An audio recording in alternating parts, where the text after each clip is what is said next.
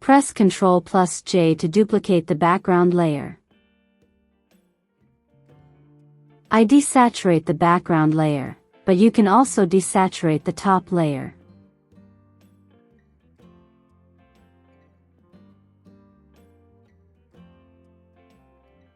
Select the top layer.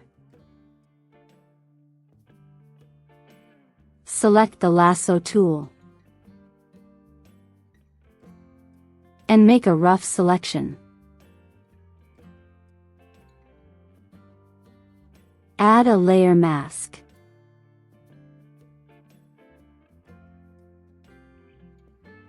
Make a new selection that's a bit larger than the first one. Create a solid color layer. And make it white.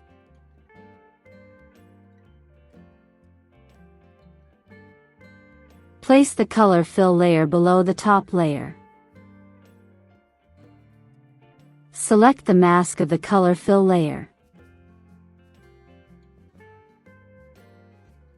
Go to Filter.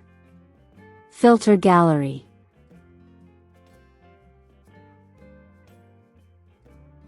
Select Spatter. And adjust the settings to your liking.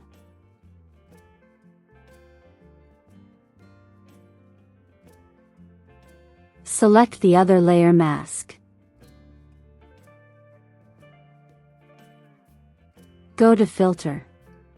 Filter Gallery, the top option. You can keep it like this, but you can also add a paper texture.